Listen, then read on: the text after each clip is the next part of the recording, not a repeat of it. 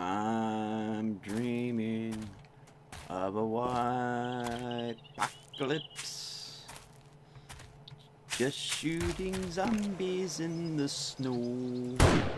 Oops. Where Edgar's grumbling and Fat Man's guts are rumbling to hear Horde Nights sounds start to grow. I'm dreaming of a white apocalypse. With every splody head I get, may Frostilicus get and not fight. And all your apocalypses be white. Ha ha ha. Merry Christmas. I need a new writer.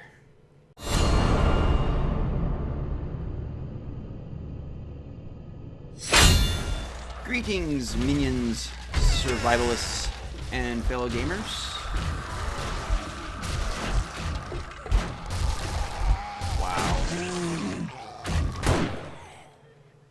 This is Silverblade playing 7 Days to Die, Alpha 16.4, and this is episode number 116.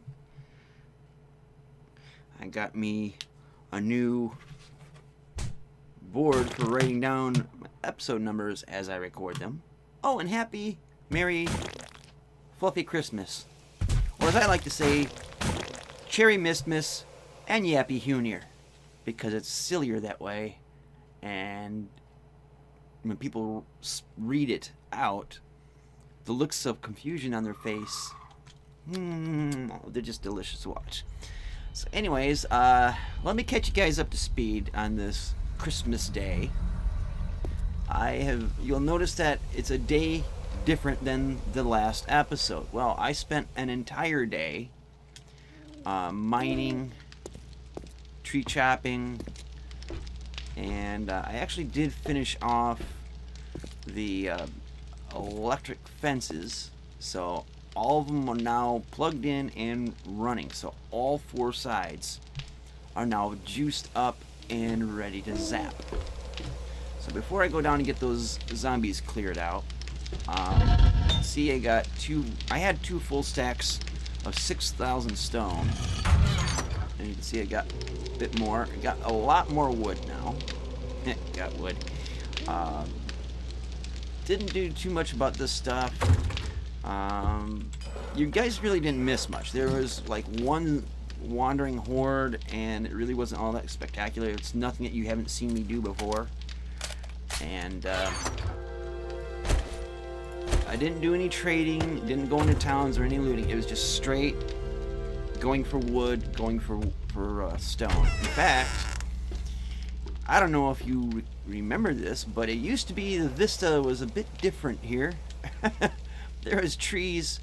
Uh-oh, computer's freezing up.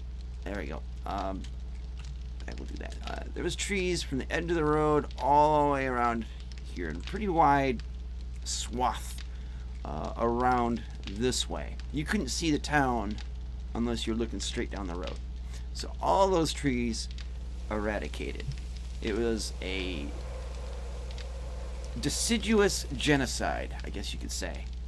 I also did some tree chopping this way, so now I have a straight shot view of the trader station.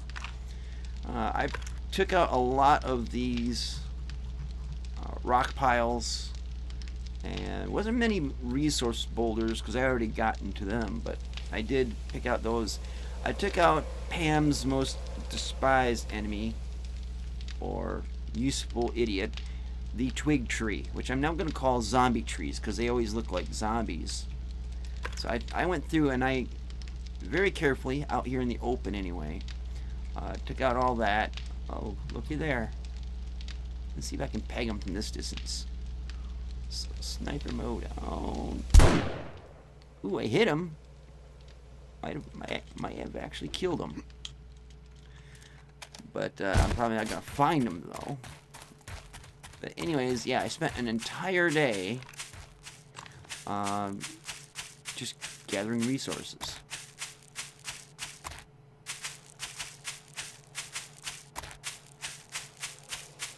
And I'm not gonna find that corpse.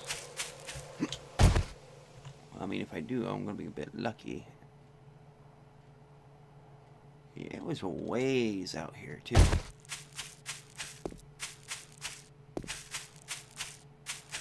And by the time I find it, it'll probably be a gore pile. But yeah, I took out a whole bunch of these. Finally wore out my iron tools and switched to a steel one. Is that it? Nope. Yeah, I'm not gonna find it out here. Might find it some time down the road, but ain't a big deal. But yeah, I did all that resource gathering.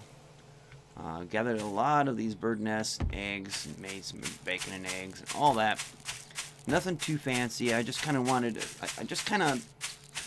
to move along the episodes a little bit. You know, 3 episodes for each in-game day is a little bit much. Also, you may know, or notice, rather, I did some lawn mowing.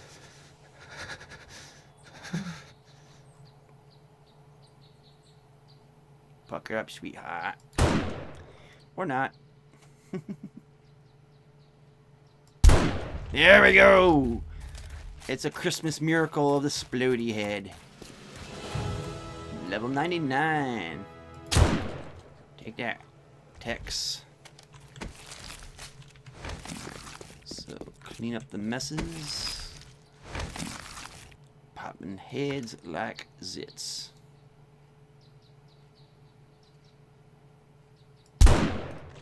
Boom. He did not stammer around. He went down. Just down. That's the best kind of zombie right there, is the ones you know are dead. Alright, so let's get rid of the evidence. So, since this is a Monday episode, I usually do a little update as to what's been going on. And as you guys know from last week, I had to do my episodes a day earlier because last Sunday was my family's Christmas family rebellion, as I like to call it.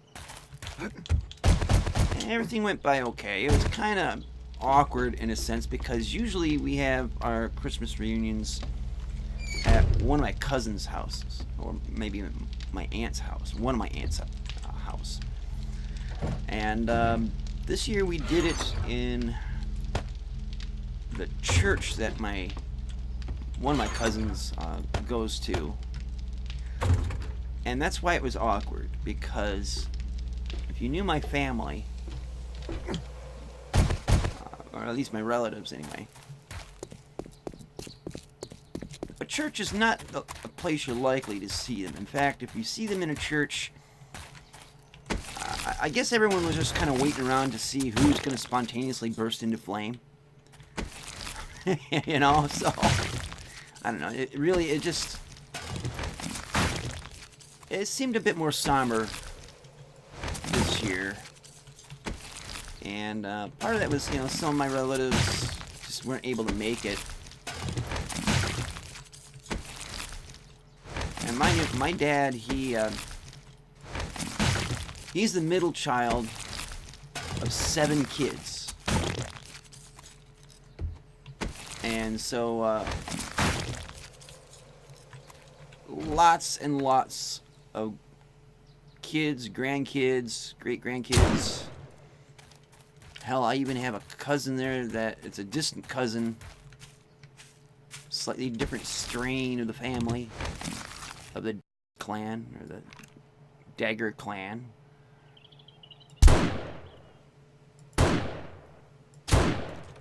And I just realized I doxed myself, so I'll have to blurt that out.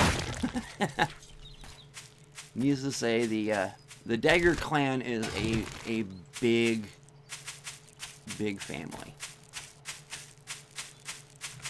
But reunions seem to be getting smaller and smaller, not by deaths in the family. We really haven't had that many deaths in the family over the last few years. Where did she go? But you know, just some people just can't make it. A lot of them are getting older, so they can't travel as much. My mom has been missing reunions just because, you know, usually most of my relatives live like an hour's drive away, and to sit in a car for an hour is kind of rough on her, and especially with her legs and her knees. And so she usually doesn't go, at least not in the last few years. But surprisingly, she ended up going up with me and Dad, and it was a good time. It just seemed a bit more somber than usual, a little more, I don't know, kind of like little isolated pockets here and there, and so it didn't quite feel as homey.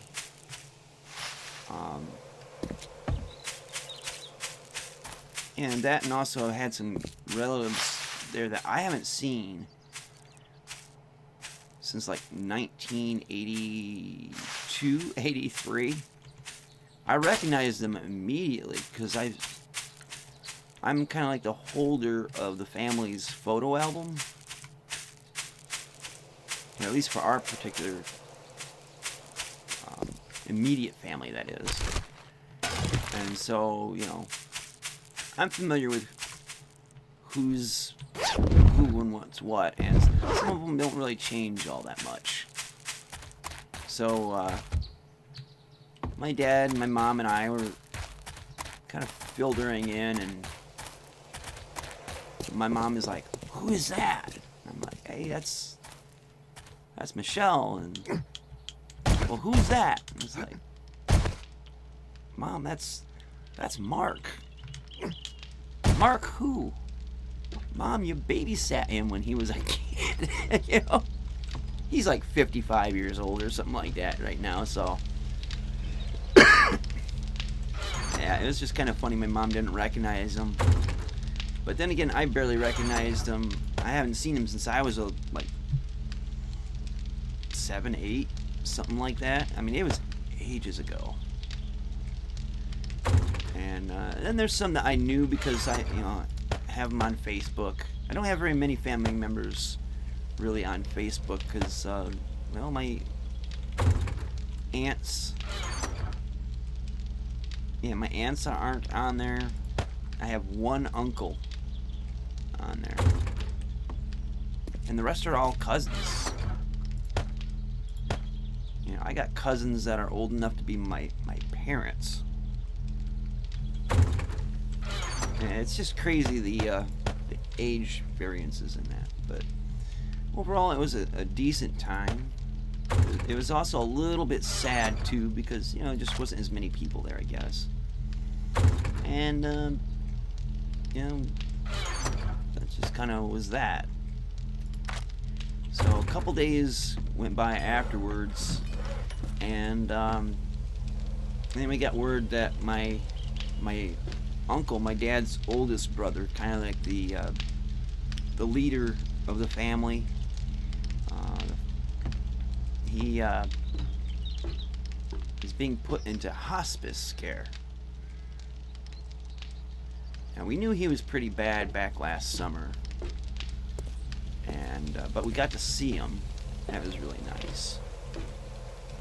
But he was looking pretty rough, and then he told me about my Aunt Mary, and she was really bad at that time.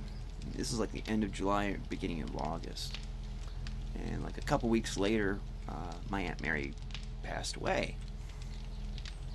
And that was kind of rough. I would say, it was rough. I didn't really know her as well as my other relatives, but it's rough for my cousins, and I feel bad for them. really, you know. But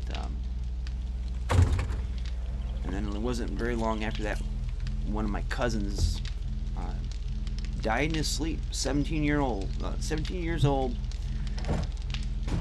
had a bright future ahead of him. Just mysteriously died in his sleep. He didn't do drugs, didn't do alcohol, or any of that nonsense. To this day, they don't even know what it was that caused it. So those are the only two incidents this last year where we've lost people in the family, but they weren't even ones that come to the family reunions that often. I think I only saw my one cousin twice. But I really felt bad for my cousin Amanda, who's around my age, my cousin's mom, and she hasn't gotten over it since. So I really felt bad for her, and she didn't show up, you know, so that it's kind of understandable. But other than that, you know, it's been a bad year. But to hear about my uncle after going to hospice care, you know, here's the thing.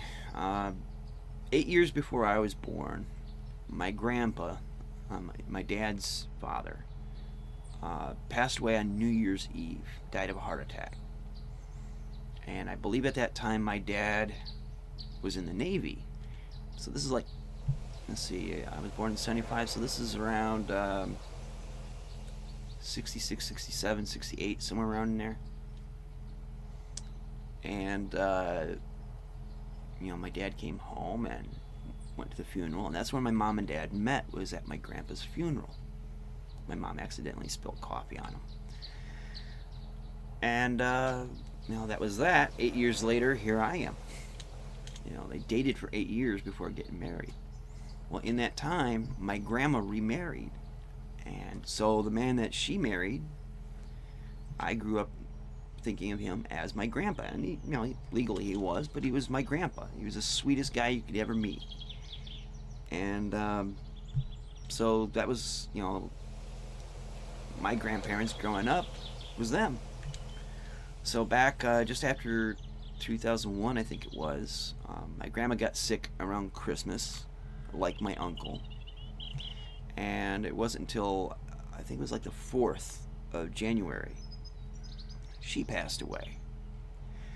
And then the very next year, my grandpa, the one that I've always known, the man that she remarried, he passed away on New Year's Day. New Year's Eve, New Year's Day, 4 days after. And then a couple years after that, I had a cousin pass away. I think it was around the middle of January. So it's this time of year has been really, really rough, historically speaking, on my family. So it just makes me, you know, want to stay home. I don't go out to New Year's parties or anything like that. Just want to stay home, be around my folks, keep them company, make sure they're okay. It's kind of like a family curse in my eyes. But you know, it's kind of rough in there. But at the same time, it just makes you appreciate what you have and love them even more. So with my uncle, you know, he's firstborn in the family. I'm the firstborn of my family. So I always looked up to him growing up.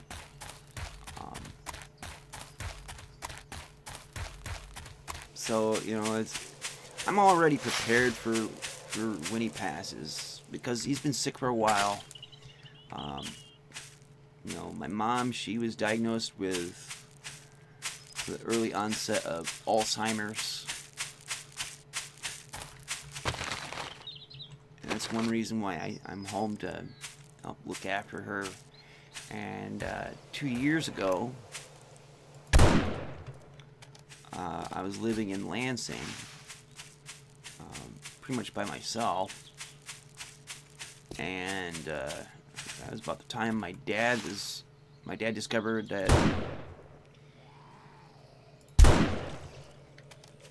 something was askew with the plumbing. and went to the doctor and had it checked out, and they discovered that he had bladder cancer. Now, luckily for my dad, they caught it pretty early, and there was an easy treatment. Well, easy meaning you didn't have to go through chemo or anything like that, but not quite so easy as how they have to go in to directly apply the treatment. And I'll just say this, catheters. But after a few treatments, the tumor disappeared. He goes back for treatments every so often, and he's good. You know, there's no reoccurrence of any problems. He's in good health for a man in his mid-70s. My uncle, on the other hand, my dad's very private about this kind of stuff, so I don't like advertising it or anything. It's his business, you know, but at this point it doesn't really make a big deal, make a big difference, you know, but because he was quiet about it for a while, when the rest of the family found out, because he didn't even want to tell my relatives, when they found out, my uncle went and got checked out, and he also had bladder cancer.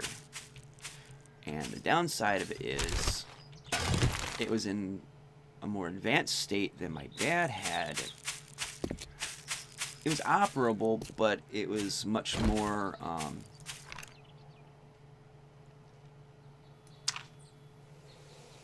intrusive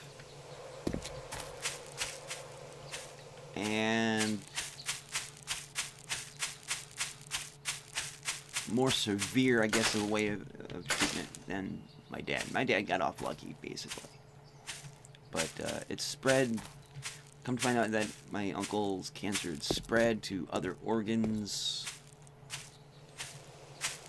He's had a tough time these last 2.5 years or so. So, that's kind of the story of that. And I know it's kind of grim and gruesome on Christmas Day, of all things.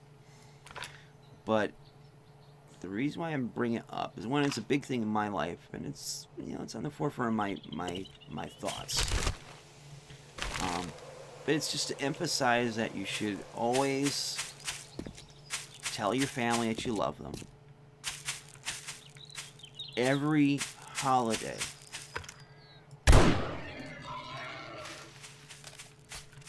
Just revel in the memories of it. Don't let a minute or a second go by or forget it. Just remember all the time that you share with somebody that you love. Because you never know what could happen in the next year or even the next day.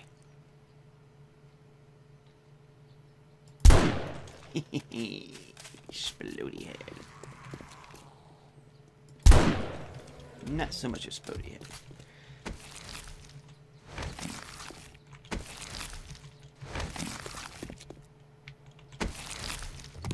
Despite occasional family squabbles and that kind of mess, our family looks after each other, you know, cares for each other, and you know, if you hurt one of us, you hurt all of us. So if you guys could, as a Christmas present to me, keep my family in your prayers, or positive thoughts towards them. Particularly towards my uncle and his family, because you know, I'm fine. You know, I've made my peace with it. My dad is a little bit, not so much upset, but just there's a shade of sadness about him, because he's losing his oldest brother. But the ones that really are feeling it the most is my cousins. And it was going to spark something out of that. But they're the ones that need the ease and comfort of it all, even though a lot of them have already been prepared for it. And freezing up.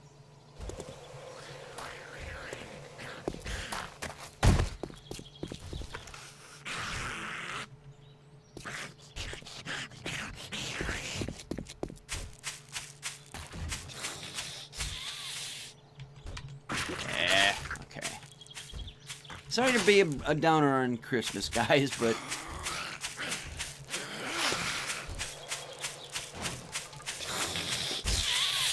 kind of dealing.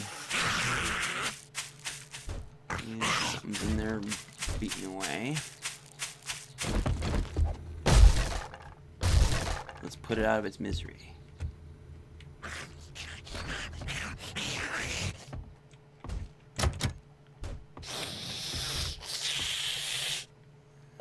He's in the garage, eh?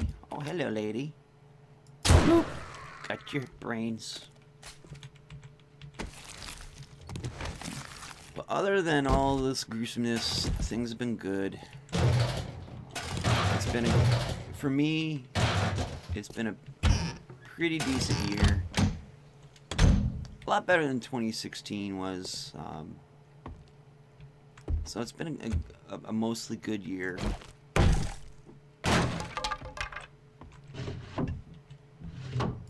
Been able to achieve things I wanted to achieve at the beginning of the year. I don't make New Year resolutions simply because what's the point? You end up breaking them a couple days afterwards. You know?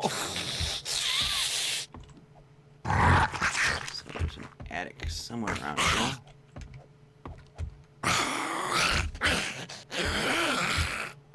And there's no ladder in here.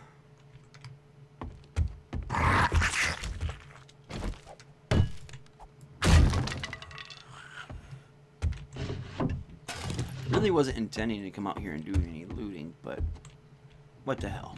It's Christmas. I think I just heard a dog. Oh, hello. Got your brains.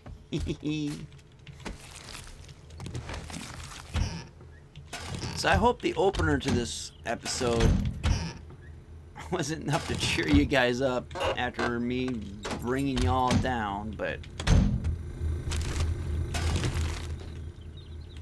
thought last year I did 'Twas the Night Before Apocalypse, featuring Sharky and S'more and Hal and Grandma Shirley.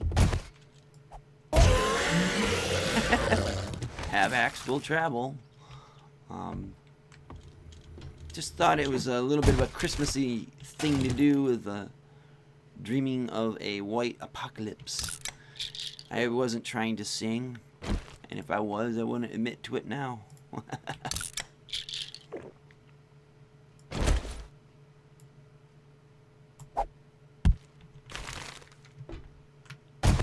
But I thought it'd just be funny to mix the words up just a little bit. Hello, lady. Goodbye, lady.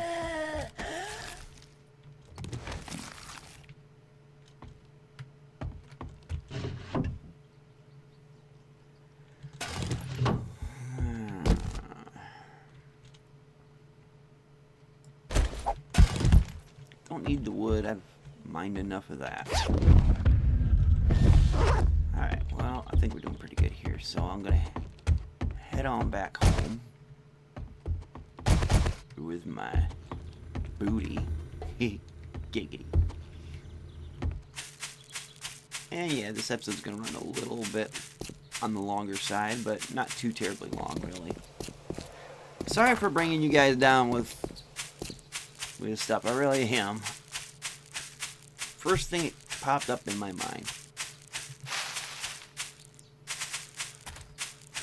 Anyway, this week, gonna get some stuff done. Gonna have some fun. That's what it's all about, right?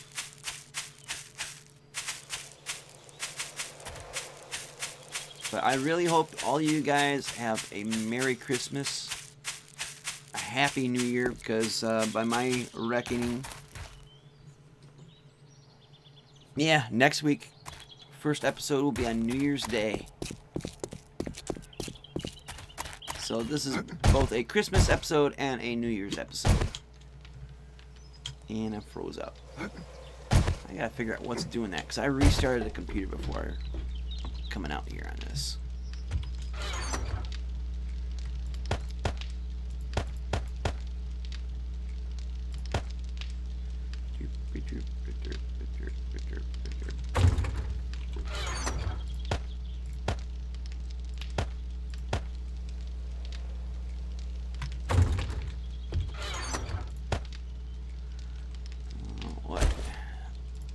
I didn't realize I didn't have any chili in there. Fancy that.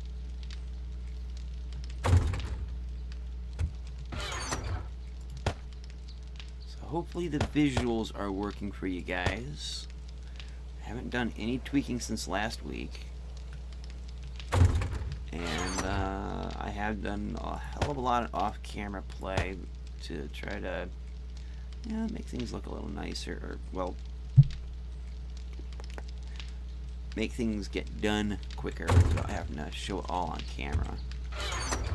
I am a little bit spaz-minded right now. What else is new, right? I think that's it. Let's see. Yeah, I know I skipped something here.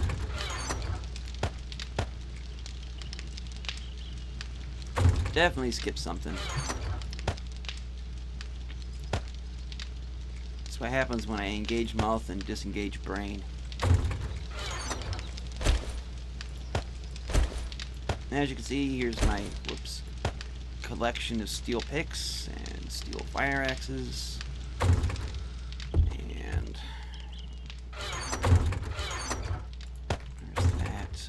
And there's that. Anywho, the base is all powered up. The base has got all of its defenses in. Now it's just a matter of finishing up the wall work. And basically every corner needs to look like this. Well, hello, boys.